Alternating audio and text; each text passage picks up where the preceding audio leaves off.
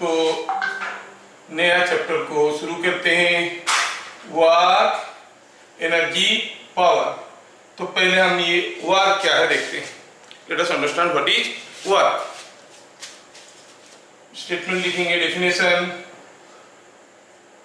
Work is said to be done by a force on a body. While making a statement, I am very much careful about each and every wording, क्योंकि इसी में ढेर सारा misconception है। आज की class में आपको पता चलेगा। Work is said to be done by a body, said to be done by a force on a body if the point of application of force on the body is displaced। कोई body के ऊपर कोई force आया और उस force के चलते body पे जहां फोर्स दे रहे थे वो पॉइंट अगर डिस्प्लेस कर गया, हम कहेंगे work is said to be done by the force. ठीक है। Work done by a constant force on a body is given by W is equal to F dot S। Dot product है, don't say into, से F dot S। ध्यान रहे इसमें S क्या है? S is displacement of point of application of the body। जिस point में force दिए उस पॉइंट का डिस्प्लेसमेंट अगर हुआ तो कुछ वर्क हुआ। जैसे मैं अगर अभी ये कोई एक वाल को पुश कर रहा है, ये एक वाल है, यहाँ पे कोई आदमी ये वाल को पुश कर रहा है but he is not able to displace the wall। तो आप क्या कहोगे? जहां पर फोर्स दे रहा है उस पॉइंट का कोई डिस्प्लेसमेंट नहीं हुआ तो आप कहोगे no work done, no work is done. Let us take one more example. इस बोर्ड पे मैं एक पॉइंट ले लिया, अब मैं इस पॉइंट में एक फोर्स लगाया। जैसे फोर्स लगाया तो क्या देखा? मेरा पेन फिसल गया, लेकिन ये पॉइंट तो मूव नहीं किया। No work is done on the board because this point did not move. मेरा पेन फिसल गया है, पेन फिसल गया है, लेकिन ये पॉइंट मूव नहीं किया है। तो हम कहेंगे no work is done by my force on this board. सारा पॉइंट को हम लोग डिटेल्स में देखेंगे। पहले इसी पॉइंट को ढंग से समझते हैं। ठीक है।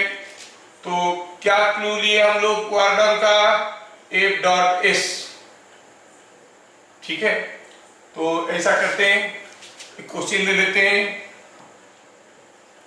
ए फोर्स, अच्छा ये जो F डॉट S निकाले हम लोग, ये F डॉट S का यूनिट क्या हो गया? न्यूटन मीटर, जिसको हम लोग कहेंगे जूल्स। ठीक है। और ये एक स्केलर क्वांटिटी है, Y? Because it is the scalar product or dot product of these two। ठीक है।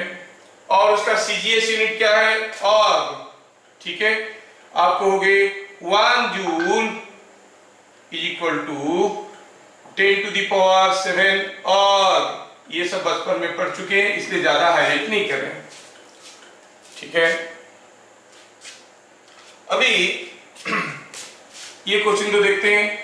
A force F is equal to 4ik plus 6jk newtons displaces a body from A क्या है, सपोज कोई एक point 2 3 to be, कोई एक point क्या है, it is 4 7। If coordinates are in meter, find work done by the force। ठीक है, work done by the force सबसे सिंपलेस्ट क्वेश्चन है जो अक्सर तुम्हारे स्कूल एग्जाम में आ जाते हैं। तो क्या है, फोर्स तो दिया गया है, हमें बस पता करना है व्हाट इज डिस्प्लेसमेंट, और कोई पार्टिकल का डिस्प्लेसमेंट अगर x1 y1 से x2 y2 तक होता है तो हमें मालूम है कि डिस्प्लेसमेंट वेक्टर क्या होता है, head minus tail I cap, that is x2 minus x1 I cap plus y2 minus y1 J cap. तो यहाँ पे हम a से b तक गए हैं, a is this point, b is this point, a का कोऑर्डिनेट दिया गया है 2 3, b का कोऑर्डिनेट दिया गया है 4 7। तो फिर what is the displacement here, it is 4 minus 2 I cap plus 7 minus 3 J cap, it is 2 I cap plus 4 J cap metre. तो what is the work done, F dot S, dot product निकालना आपको आता है, dot product निकालना आपको आता है। क्या है, फोर्स दिया है 4 आई cap plus 6 J cap dot 2 I cap plus 4 J cap, dot product निकालना काफी आसान होता है, a1 b1 plus a2 b2 ऐसे होता है, it is 4 into 2 plus 6 into 4 is equal to 24 plus 8 is 32 joules। कितना सिंपल सा क्वेश्चन था, एकदम दिमाग लगाने की कोई जरूरत नहीं था, सबको समझ में आ गया। जो फॉर्मूला निकला है F डॉट एस, ये F dot S depending upon the values of F and S, ये पॉजिटिव भी हो सकता है और नेगेटिव भी हो सकता है। अगर पॉजिटिव हुआ तो इसका मतलब क्या है, work done by force. Negative हुआ मतलब work is not done by force, work is done against the force. ठीक है, against the force. Just for sake of example, suppose here is a block, any block, here is a force F1 say of 20 newtons pushing it, here is a force F2 of 5 newtons over a displacement of 10 meters, work done by F1। तो हम कहेंगे F1 ऐसा है, ये displacement ऐसा हुआ है 10 metres, है ना। तो हम क्या कहेंगे, it is coming out to be 20 into 10। Positive answer आया because work is done by the force. लेकिन अगर ये डिस्प्लेसमेंट हो रहा है 10 मीटर, ये तो रोकने की कोशिश कर रहा था, work is done by this force in moving this body but against this force, क्योंकि ये तो डिस्प्लेस होने में मदद नहीं कर रहा था, रोक रहा था। तो क्या कहेंगे, कहेंगे work done by F2 is equal to क्या होगा, बाय F2 हो जाएगा। Work is done against force, by force F2 क्या होगा, नेगेटिव, कितना 5 into 10 दैट इज -50 जूल्स। तो आपको समझ में आना चाहिए कब हम बाय फोर्स लेंगे, कब हम अगेंस्ट फोर्स लेंगे। चीज बहुत ही क्लियरली समझ में आएगा, धीरे धीरे, चिंता मत करो।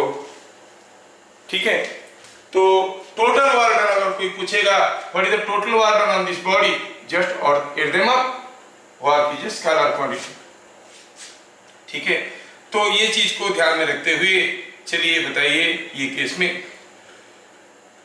when a man is walking, the frictional force on his foot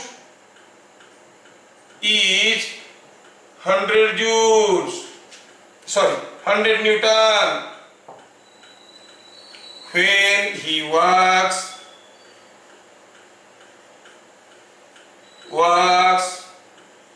over 20 meter, what is work done by frictional force?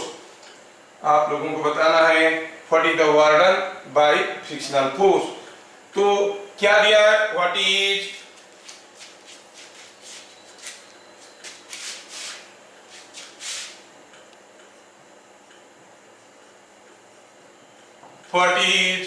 work done by frictional force. पहले आपको बताना है कि ये वर्क डन पॉजिटिव होगा कि नेगेटिव होगा. जब कोई आदमी चल रहा है, फ्रिक्शनल फोर्स किधर को होता है, आगे की तरफ होता है कि पीछे की तरफ होता है? आगे की तरफ होता है ना, आगे की तरफ होता है. मैं बताया था when man is walking frictional force is forward. तो आपको क्या लग रहा है, जो वर्क डन होगा बाय फ्रिक्शनल फोर्स वो पॉजिटिव होगा कि नेगेटिव होगा? वो 20 मीटर आगे की तरफ गया है तो आप कहोगे 100 into 20, जैसे कोई अभी आंसर लिख दिया था. ऐसा नहीं है, थोड़ा ध्यान से देखो. जब वो आदमी चल रहा था, थिंक ऑफ दिस मैन, ठीक है, दूसरा पांव उठाया, आगे जाने की कोशिश करा, उसके पांव पे फ्रिक्शनल फोर्स 100 न्यूटन है, ठीक है. फिर ये पांव को रखेगा, ये पांव को उठाएगा. अच्छा, जब तक फ्रिक्शनल फोर्स आ रहा था तब तक पांव का डिस्प्लेसमेंट हुआ था क्या? नहीं. जब पांव का डिस्प्लेसमेंट हुआ तब फोर्स था क्या? नहीं. हमें क्या देखना है, the displacement of point of application of force. Point of application of force कहाँ है? यहाँ है. जब तक फोर्स आ रहा था तब तक पांव जमीन पे था, जैसे पांव उठाया तब फोर्स गायब. मतलब जब फोर्स था तब डिस्प्लेसमेंट नहीं हुआ, जब डिस्प्लेसमेंट हो रहा था तब फोर्स नहीं है. No work is done by friction. तो क्या लिखेंगे, as long as frictional force as long as frictional force is acting on the foot, there is no displacement of point of application of force. ठीक है. When there is a displacement of foot, when there is displacement of foot, there exists no force, as force and displacement do not coexist. Work done is equal to 0. So when a man is walking, no work is done by the frictional force, because हमें देखना है work done के लिए force into displacement of point of application of force. जिस point में force आ रहा था उस पॉइंट का डिस्प्लेसमेंट क्या हुआ. जब तक फोर्स आया तब तक डिस्प्लेसमेंट नहीं हुआ, जब डिस्प्लेसमेंट हुआ तब फोर्स गायब था.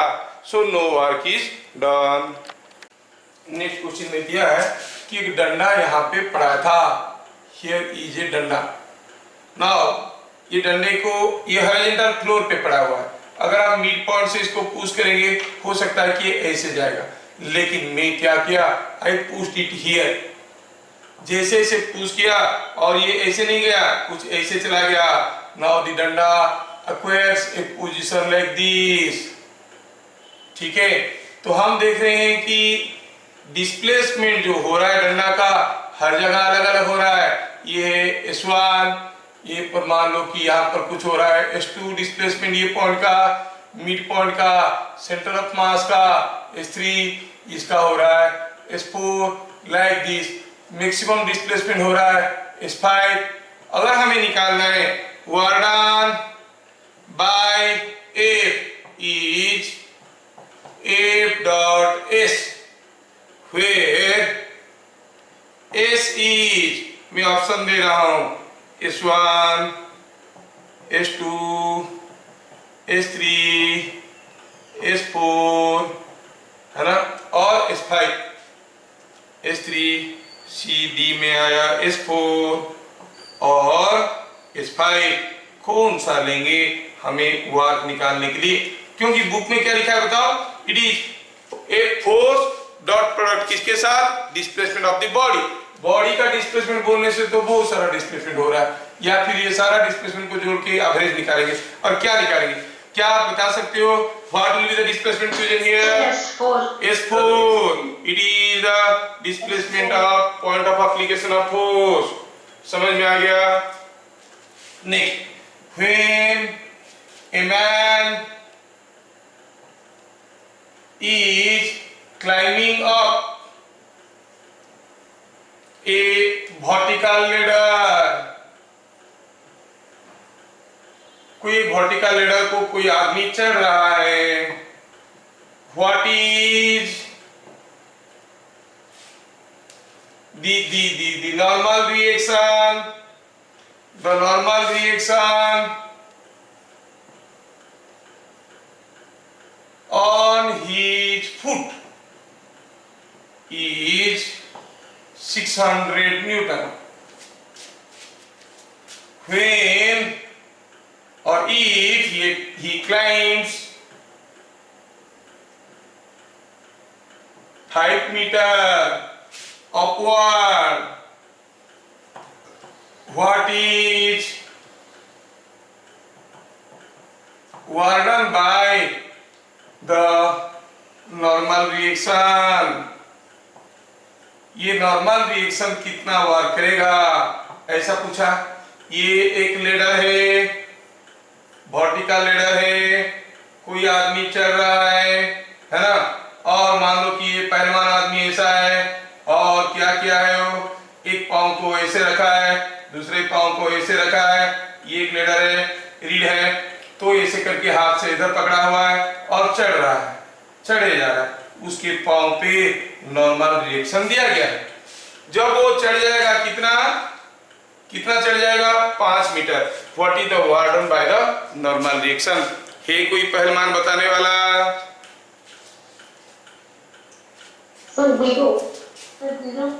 सो गुड, तो आप लोगों को समझ में आ गया। हर कोई बोल रहा है जीरो, लेकिन जीरो बोलने से पहले सर मत बोलो, सर जीरो सुनने के लिए अच्छा नहीं लगता है, ठीक है? Zero, it's zero because here is normal reaction. जब आ रहा था तो पाँव का डिस्प्लेसमेंट नहीं हुआ था, जब पाँव को उठाया तब फोर्स नहीं था, तो क्या कहेंगे? हम कहेंगे N and S do not coexist, so work done is equal to 0। लिखा। अब तुम लोगों को एक पॉइंट में समझा पाया, क्योंकि आप लोग आंसर अभी बोलने लगे हो। चलिए फॉर्मूला को और थोड़ा एक्सपांड करते हैं। वो पूछ रहा है कि पहला वाला केस में S4 क्यों हुआ? अरे हमें क्या दिखना है, work done is F dot S। इसमें S क्या है? Displacement of point of application. ये चीज देखो बुक में नहीं है, ऑफ फोर्स, यही गड़बड़ करेगा। चलो आपको इसका मतलब ठीक से समझ में नहीं आया, थोड़ा और भी करवा लेंगे। एनीवे F डॉट S, तो इसमें क्या लेंगे? S4, ये पॉइंट में फोर्स आ रहा है, उसी का डिस्प्लेसमेंट S4 दिया गया है। समझ में आया? ठीक है, next question. Before we go for next question, थोड़ा फॉर्मूला को और एक्सपांड करते हैं, थोड़ा फॉर्मूला को और एक्सपांड करते हैं। हमें अभी तक पता चल चुका है कि work done is F dot S, ठीक है, तो आप जानते हो ए डॉट बी क्या होता है, ए बी कॉस थीटा, तो ये होगा एफ एस कॉस थीटा। ध्यान रहे 40 theta, theta is angle between F and S. तो एफ और एस के बीच में अगर एंगल मिल जाएगा तो हम निकाल देंगे कितना वर्क होगा। थोड़ा एग्जाम्पल ले लेते हैं, एग्जाम्पल से जल्दी समझ में आ जाता है। कोई ब्लॉक है, इस ब्लॉक को कोई एक फोर्स मान लो कि 20 न्यूटन का खींचने लगा एट एन एंगल 60 डिग्री। जब ये ब्लॉक आके आगे पहुंचेगा यहाँ पर over a displacement of 5 metres, तो आप क्या कहोगे, work done by F is equal to is W is equal to F S cos theta. 20 newton का फोर्स है, डिस्प्लेसमेंट है 5 मीटर का, cos angle between F and S it is 60 degree, so it is coming out to be 1/2 10 50 joules. कितना simple है, ये formula सबको आता है। चलिए इसी फॉर्मूले को यूज करते हैं। और ये लैडर वाला क्वेश्चन और एक बार थोड़ा एक्सप्लेन करते हैं। श्योर, लेडर वाला क्वेश्चन में, ये वाला क्वेश्चन में पूछा था, वो आदमी चढ़ रहा है कोई वर्टिकल लेडर में, तो चढ़ रहा है तो उसके पांव पे नॉर्मल रिएक्शन होगा। दिया है कि नॉर्मल रिएक्शन उसके पांव पे 600 न्यूटन। अगर वो आदमी 5 मीटर ऊपर चढ़ जाएगा, what is the warden bye the normal reaction? Warden bye the normal reaction सोचो तो नॉर्मल रिएक्शन था पांव पे, जब ये पांव उठाया, पांव का डिस्प्लेसमेंट हुआ, तब तो फोर्स नहीं था, और जब तक फोर्स था तब तक पांव इसके साथ कांटेक्ट में था, मतलब point of application of force का डिस्प्लेसमेंट नहीं हुआ था। जब तक फोर्स था तब तक डिस्प्लेसमेंट नहीं, जब डिस्प्लेसमेंट था तब फोर्स नहीं, तो क्या कहेंगे, वार्डन इज जीरो। फोर्स और डिस्प्लेसमेंट दोनों होना जरूरी है, so no work is done. Displacement हम बॉडी का देख रहे हैं, गड़बड़ कर रहे हैं, हमें क्या देखना है, displacement, point of application of force, जिस पॉइंट में फोर्स आ रहा था उसी पॉइंट का। समझ में आया क्या? सपोज मैं ऐसे बैठा हुआ था, मेरे पांव पे कुछ नॉर्मल रिएक्शन है, मैं अभी खड़ा हो गया, warden bye normal reaction positive है कि नेगेटिव है कि जीरो है? सोच लो, मैं ऐसे था, खड़ा हो गया, सोचो नॉर्मल रिएक्शन कहाँ आ रहा था, क्या वो पॉइंट मूव किया? नहीं, वो पॉइंट मूव नहीं किया, तो no work is done by normal reaction. दूसरे फोर्सेस काम कर रहे हैं, लेकिन नॉर्मल रिएक्शन के चलते कोई वर्क नहीं हुआ। जब मैं ऐसे खड़ा हूं, ऐसे बैठ गया, work is done by normal reaction और against normal reaction? No work is done. बैठा था, खड़ा हो गया, work is done by normal reaction और against normal reaction? No work is done, क्योंकि point of application of force is not moving. ठीक है, अच्छा, अभी ये पॉइंट आपको समझ में आया? अगर ये पॉइंट समझ में आया तो मैं आपको एक छोटा सा क्वेश्चन देना चाहता हूं।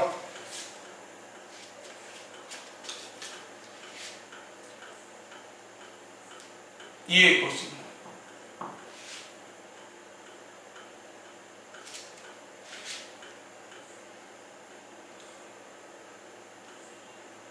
ये क्वेश्चन ले लेते हैं। कोई एक ब्लॉक है,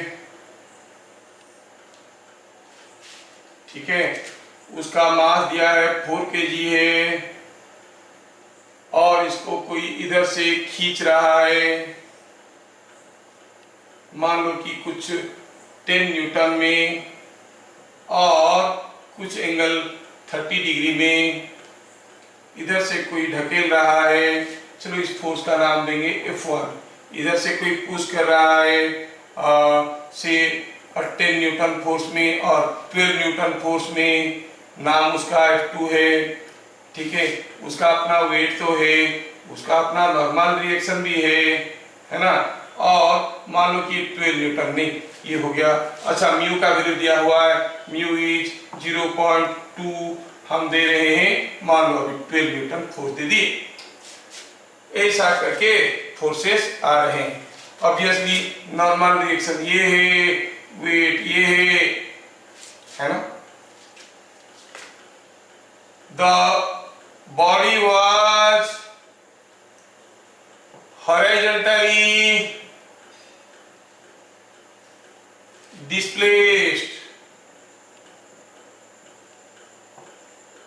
over 6 meters. Find work done by each force and the total work done by the body. Work done on the body. Body के ऊपर टोटल वर्क डन क्या हुआ। ठीक है, तो कैसे करेंगे इसको? तो क्या क्या फोर्स आ रहा है देख लेते हैं। ढेर सारे फोर्सेस आ रहे हैं। यहाँ पर आपको दिखेगा कि R is nothing but 4G, नहीं इट इज नॉट 4G, इसका एक कंपोनेंट भी है ना। ये फोर्स को फिलहाल हम हटा देते हैं ताकि आपको कंफ्यूजन ना हो, अदरवाइज आपका दिमाग उसमें चला जाएगा। मैं चाहता हूं कि इस डायरेक्शन के बारे में ही देखें हम लोग। ठीक है, अब यहाँ पे आप कहोगे what is R is 4G। अच्छा, क्योंकि ये बॉडी स्लाइड कर रहा है तो आप कहोगे यहाँ पर म्यू आर कितना है, दैट इज फ्रिक्शनल फोर्स कितना है, R into 0.2, 40 into 0.2 is 8 Newton. हमारा फोर्स 12 न्यूटन है, फ्रिक्शन रोक नहीं पाएगा, चलने लगेगा। तो ऐसा करके सारा फोर्स मालूम है। कितना फोर्स है, 1 2 3 और चौथा वाला हमारा frictional force. Work done bye F1 क्या होगा, 12। कितना दूर गया है वो, 6 मीटर गया है, 6 मीटर गया है। तो फॉर्मूला क्या लगाएंगे, 12 into 6 into cos into theta. क्या था, फोर्स और डिस्प्लेसमेंट के बीच में एंगल 0 था क्योंकि दोनों सेम डायरेक्शन में थे। कॉस 0 हो गया 1, तो it is 72 joules.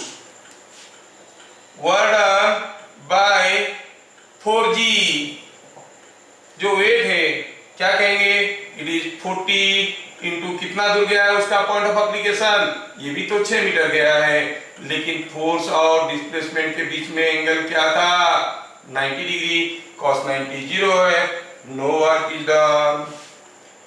Work done by R कितना था, 40, कितना दूर गया उसका पॉइंट ऑफ एप्लीकेशन, ये भी तो 6 मीटर गया है, लेकिन एंगल क्या था, FS cos थीटा में, थीटा इज 90 डिग्री, तो ये वर्क डन हो गया 0। Work done bye frictional force कितना है, अभी अभी निकाले फ्रिक्शनल फोर्स 8 न्यूटन इंटू 6, क्योंकि वो तो टेंजेंशियल इस सरफेस पे आ रहा था, ये सरफेस भी 6 मीटर गया है, into cos what is the angle between force and displacement. Force ऐसे था, डिस्प्लेसमेंट इधर को हुआ है, फोर्स ऐसे था है ना, और डिस्प्लेसमेंट इधर को हुआ है, तो आप कहोगे क्या, आप कहोगे cos 180, cos 180 is -1, so it is -48 joules. और अगर हमको पूछा गया टोटल वर्क डन, ये तो सिंपल है, टोटल वर्क डन इज सारे को जोड़ दो, सारे को जोड़ दोगे तो मिल जाएगा 72 minus 48, it is the total work done on the body. ये टोटल वर्क डन एक बहुत ही इंपॉर्टेंट चीज है, आगे आगे देखेंगे। The total work done is nothing but the gain in kinetic energy, आगे पढ़ने वाला है, तो इसलिए मैं टोटल वर्क डन निकालना सिखाता हूं आपको। 72 माइनस 48 कितना हो गया, ये हो गया 30 और ये 6 कम 24 जूल्स। बहुत ही सिंपल क्वेश्चन था, आप में से हर कोई को समझ में आ गया होगा। ठीक है, हाँ फोटो, ये लड़का को फोटो चाहिए।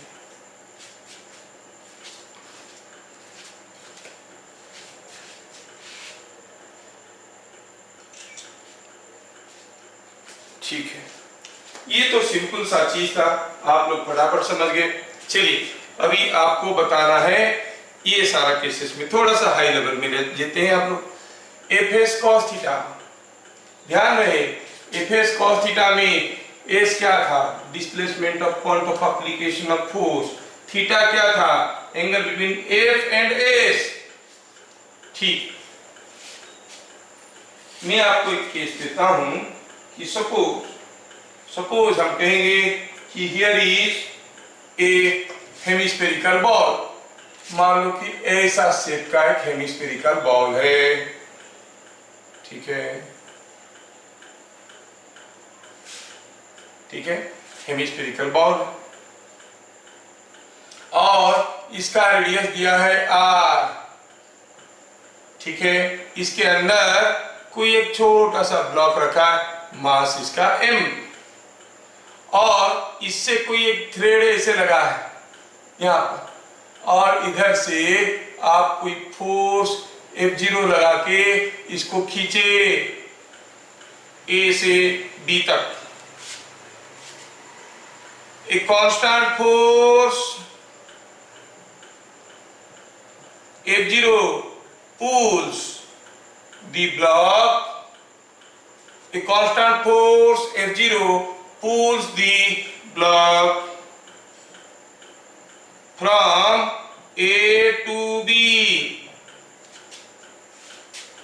ठीक है, find work done bye F0 से कितना वर्क हुआ हमें देखना है।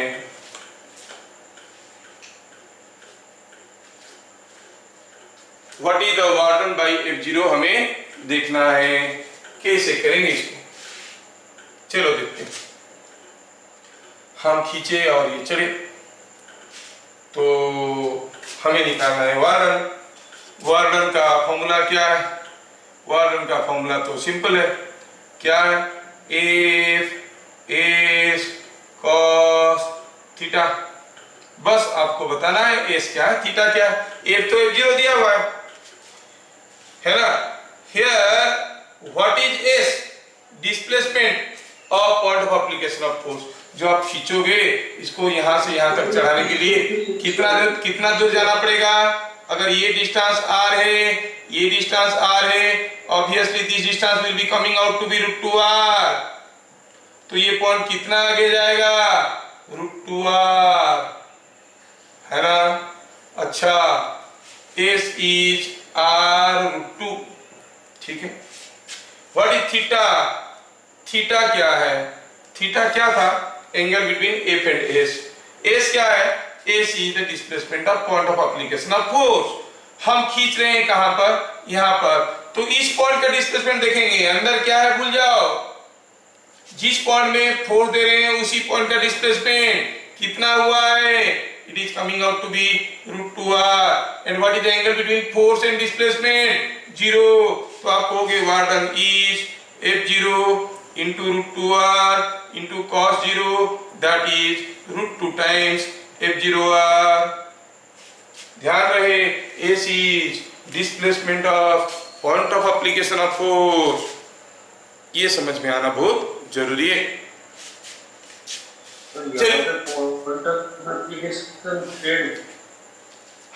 हम थ्रेड को यहां से खींच रहे हैं, कोई कांस्टेंट फोर्स F0 यहां पे खींच रहा है, वर्क डन बाय F0 पूछा है, तो जहां पे फोर्स लगाए हो उसी पॉइंट का डिस्प्लेसमेंट को देखोगे, बाकी को भूल जाओ।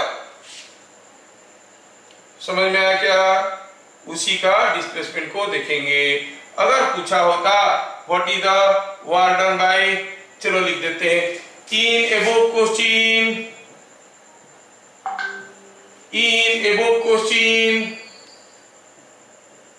Find work done by mg, the weight तो कांस्टेंट था, कैसा था, डाउनवर्ड था। तो हियर आप क्या कहोगे, work done is equal to, solution में क्या कहोगे, एफ एस कॉस थीटा, ठीक है। अब ये जब ए से बी तक खींच के ले गए, डिस्प्लेसमेंट क्या हुआ है, डिस्प्लेसमेंट कुछ ऐसा हुआ है, किसका, point of application of force. कौन? वेट का। वेट का पॉइंट ऑफ एप्लीकेशन यहां पर था, यहां पे वेट एक्ट कर रहा था। इसका डिस्प्लेसमेंट कितना हुआ है? ऐसे कितना? √2r है कि नहीं? और फिगर देखिए आपको पता चल रहा है, ये r है, ये r है, तो ये एंगल भी तो 45 डिग्री होगा। तो समझ में आ रहा है कि ये एंगल है 45 डिग्री। और during this displacement how was the, ये था हमारा displacement, how was the force? mg कैसे था? ऐसे था, है ना? तो हम क्या कहेंगे? वार्डन का फॉर्मूला mg, s के जगह √2r into cos, what is the angle between this and this? mg ऐसा है, डिस्प्लेसमेंट ऐसा है, ये 45 डिग्री है, तो पूरा एंगल क्या हो गया? 135 डिग्री। समझ में आया क्या? तो इसको अगर सिंप्लीफाई करेंगे, ये √2 mgr cos 135 होता है -1/√2, तो हो गया -mgr। हम लोग क्या निकाले? Warden, warden by mg is equal to हुआ ये, वार्डन बाई mg आया, negative sign means work is not done by mg, implies warden against mg। तो आप क्या कहोगे? Work is done by gravity और against gravity? Against gravity.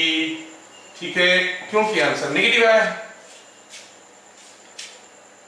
Hopefully I am able to explain. Sir ये 135 कैसे हुआ?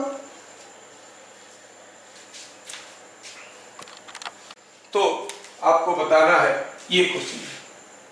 Suppose हम कहेंगे कि एक पुली है, पुली यहाँ पे लगा है, अब यहाँ पे कोई एक ब्लॉक ऐसा झूल रहा है, से कितना? 4 kg का। अच्छा, आपने इसको खींच के उठाने की कोशिश किया बाई ये फोर्स F1, ठीक है, एक फोर्स लगा के इसको आप खींचने लगे इधर, और ये एंगल दिया है से 45 डिग्री। खींच के आप क्या किए? इसको उठा दिए टू ए हाइट से 5 मीटर्स, ठीक है, m ले लेते हैं, मास m है, उठा लिए h। ये हो गया case 1।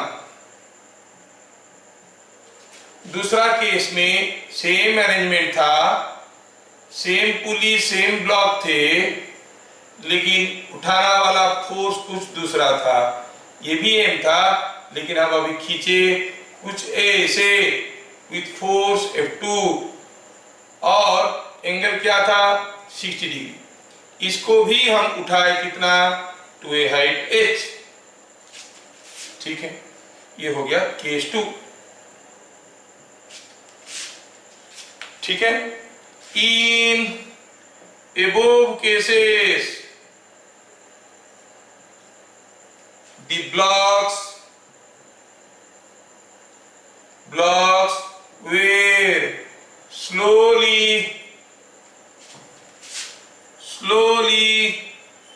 lifted to height h.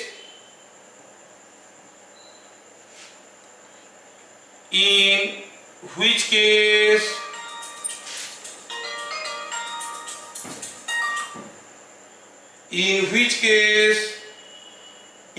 case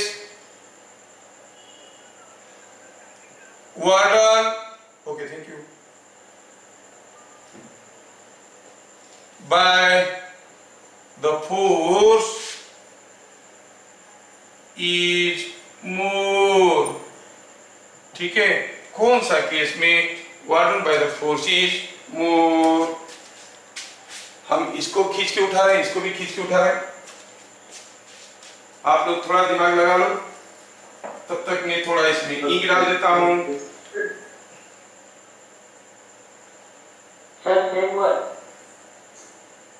same work sir, इसमें तो सर 0 वर्क होगा ना? अभी तो हमें सोचना है, क्योंकि सर ये लैडर की तरह ऊपर नीचे जा रहा है। हम तो देख रहे हैं फोर्स के चलते work. I am seeing the warden bye the force, warden bye the force. चलिए देखते हैं सॉल्यूशन कैसे बनाएंगे? देखो हम स्लोली लिफ्ट कर रहे हैं, ध्यान से देखना। When you are slowly lifting it up, it is not accelerating, क्योंकि एक्सीलरेट करेगा तो वेलोसिटी बढ़ेगा ना। एक्सीलरेट नहीं कर रहा है मतलब स्यूडो फोर्स नहीं है, मतलब टेंशन कितना है mg। तो यहाँ पे टेंशन mg है तो यहाँ पर भी mg है, that means F1 is equal to mg। इस केस में F2 is equal to mg। तो हम क्या देखें? In each case force is same, F1 और F2 दोनों mg है। आप ऐसे खींचो या ऐसे खींचो, दोनों ही केस में धीरे से उठाने के लिए कितना जोर खींचना पड़ेगा? With a force mg। In each case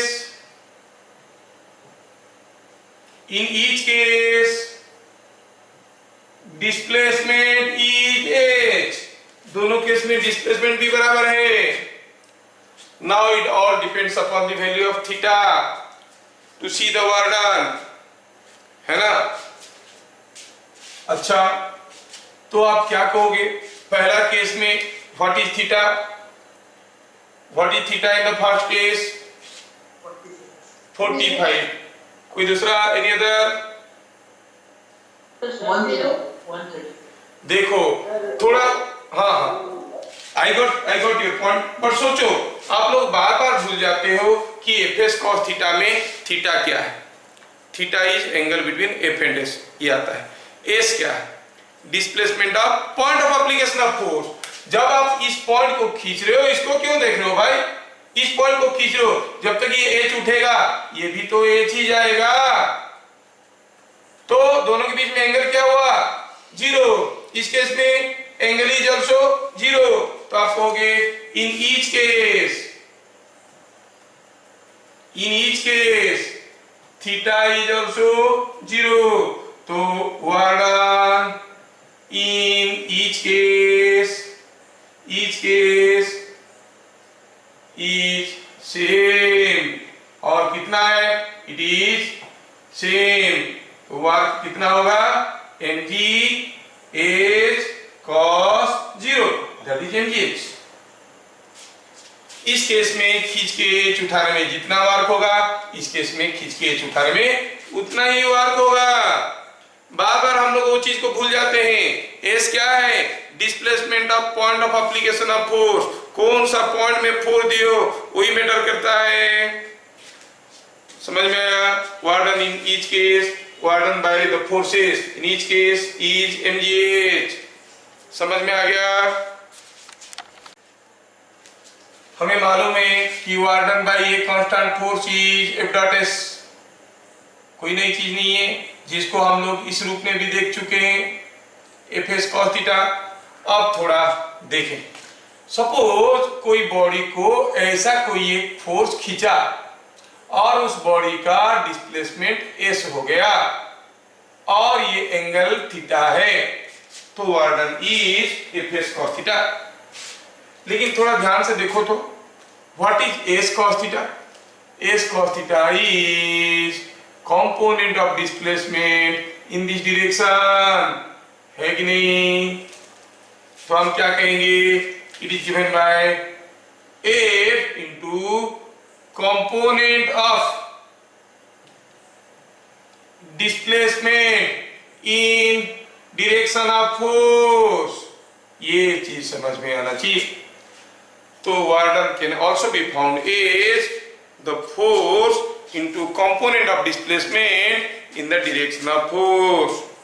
ठीक है, थोड़ा बेटर एग्जांपल देते हैं आपको। सपोज कोई एक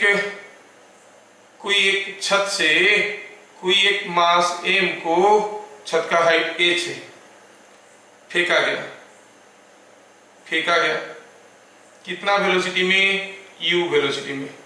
ऑब्वियसली वो आके कहीं जमीन पे गिरेगा, है ना? जमीन पे गिर गया। और रेंज क्या हुआ? आप जानते हो कि range is u into root over of 2h/g। पूछा है, क्या पूछा है? इन फिगर शोन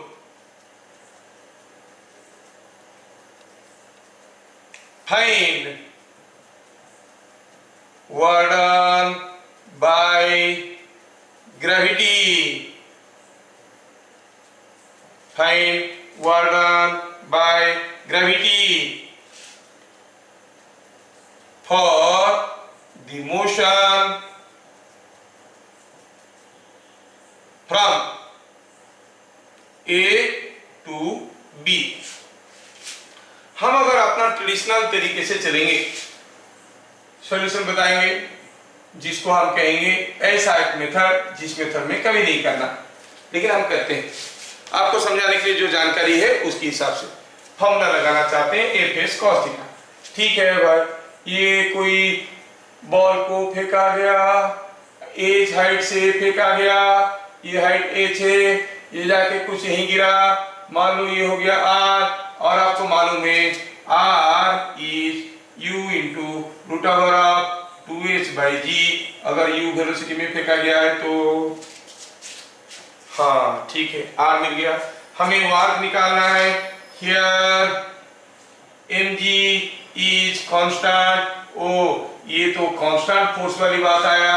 हाँ तो फिर वर्क डन का फॉर्मूला क्या होगा, F डॉट एस, नहीं ये A है ये B है, तो ये यहां से फेंका गया, यहां पे गिरा, क्या है उसका डिस्प्लेसमेंट S,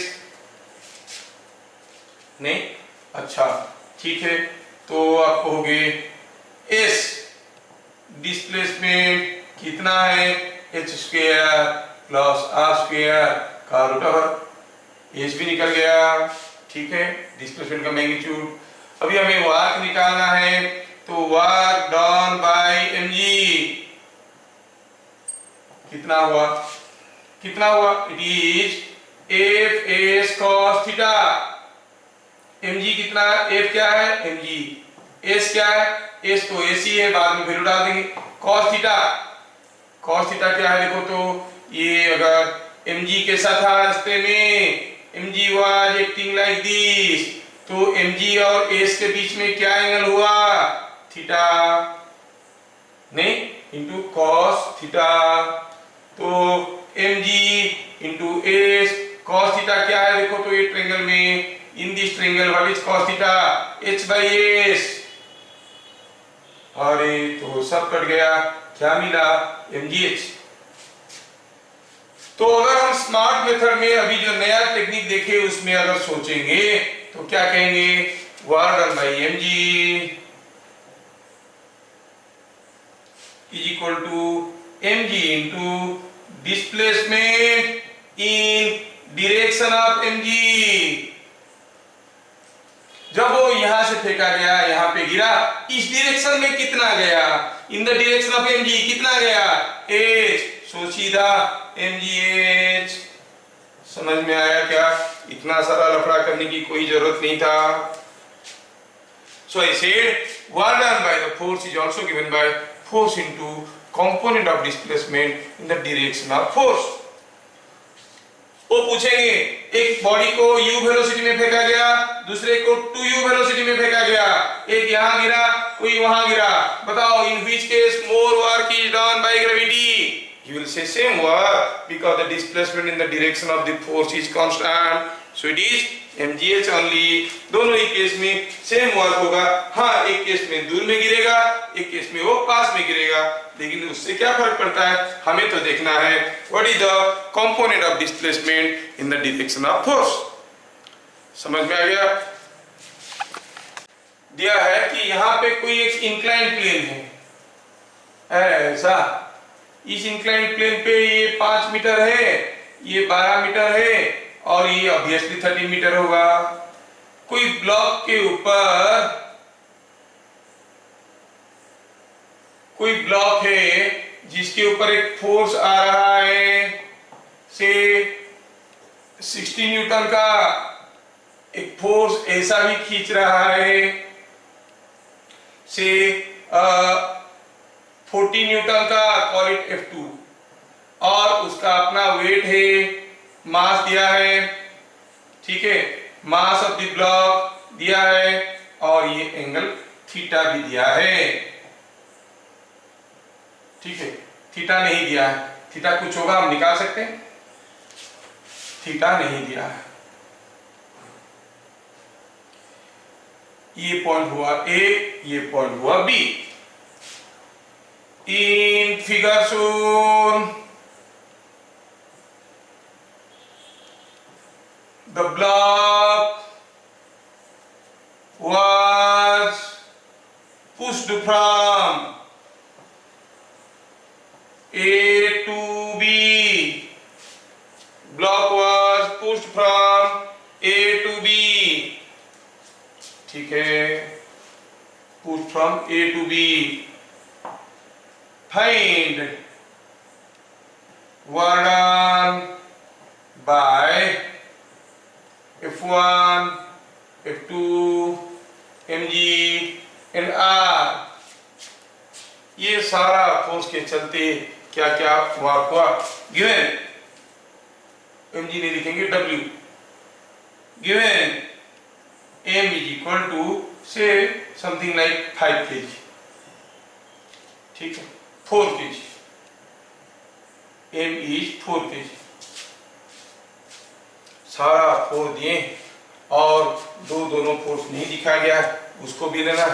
ये ऐसा हुआ, ये 4G और ये तो R है। ये सारा फोर्स के चलते वार्क निकालना। क्यों मैं सारा फोर्स के चलते निकाल रहा हूं? क्योंकि आगे चल के हमें वार्क एनर्जी थ्योरम पढ़ना है। Total work done by all forces is equal to gain in kinetic energy, ऐसे करके पढ़ेंगे। अभी हम काइनेटिक एनर्जी में गए नहीं, तो हमें सारा फोर्स के चलते वार्क निकालना है। तो चलिए एक एक करके करते हैं solution. Work done bye F1, smart formula, force into component of displacement in the direction of force, it is 60 Newton into displacement in the direction of force। A से B तक ले गए हो, इस डायरेक्शन में कितना गया है? 12 metre. 60 into 12, it is 720 joules। Work done by F2, 40 Newton force है into component of displacement in this direction में कितना गया? ये 5 मीटर 8 मीटर 13 मीटर गया, तो ठीक है 13 मीटर, it is 520 joules. Work done by W क्या है? 4G। अच्छा ये 4G है, मतलब ये 40 है into displacement in the direction of force. जब यहां से यहां पर गए, ऊपर की तरफ 5 मीटर गए, mg तो नीचे की तरफ है, नीचे की तरफ कितना गए? अरे -5 मीटर गए हैं, तो -200 joules. Work done by R, अरे R तो R है, जो भी वैल्यू है होने दो, और जो डिस्प्लेसमेंट है वो कैसा है? ये तो परपेंडिकुलर टू R है, तो क्या हो जाएगा? वर्क डन 0, क्योंकि Fs cos 90 is equal to 0। समझ में आ रहा है क्या? R वाला थर्ड वाले work done by W। Yes sir. Work done by W कितना है? 4G नीचे की तरफ है। आप बॉडी को यहां से यहां पर डिस्प्लेस किए, तो ठीक है, यहां से यहां तक जाते वक्त इधर को कितना गए? नीचे को कहां गए? हम तो ऊपर गए ना, कितना? 5 मीटर। ऊपर को 5 मतलब नीचे को -5 मीटर है ना, सो it is coming -200 joule. So total work done क्या होगा? सबको जोड़ दो। Total work done can be found by just adding all these values. Question number 1, यहां से कोई एक ब्लॉक जिसको हम फेंके यहां से, ये ब्लॉक का मास है 2 kg, इसको फेंक दिए ऊपर 30 मीटर पर सेकेंड में, गया ऊपर, आया नीचे, जमीन पे गिरा। कितने हाइट से फेंके थे? इसको हम फेंके थे 15 मीटर हाइट से। इन कंप्लीट मोशन, आपको आंसर बना के रखना है, पूछने से बताओगे। Complete motion, find work done by gravity, work done by gravity, ठीक है। ये पूरा कंप्लीट मोशन में आपको निकालना है work done by gravity. Gravity के चलते कितना वर्क हुआ।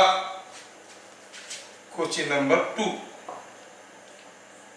two mutually perpendicular forces,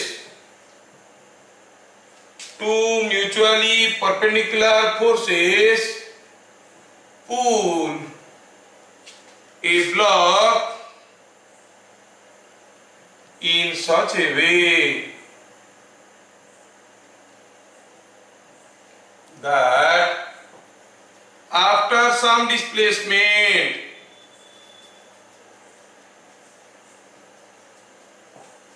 the work done by forces are 30 joule and 40 joule.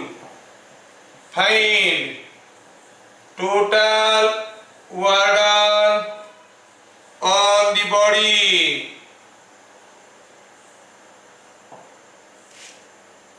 ठीक है, खैर ये दो क्वेश्चन को करेंगे फिर आगे बढ़ेंगे हम लोग। इन द फर्स्ट केस आप देखो इसमें कंफ्यूजन की क्या बात था। Work done by gravity, gravity मतलब 2g, work done bye 2g। अब ये 2g कांस्टेंट फोर्स है कि वेरिएबल है ना, ये पूछा गया है।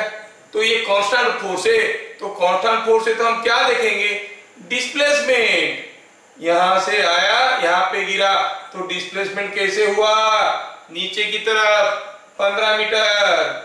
The displacement has magnitude 15 metre. और फोर्स कैसे था, रास्ते में हर जगह 2g। तो हम कहेंगे 1 is equal to 2g into 15 into cos 0। cos 0 तो 1 है, सो इट इज 300 जूल्स।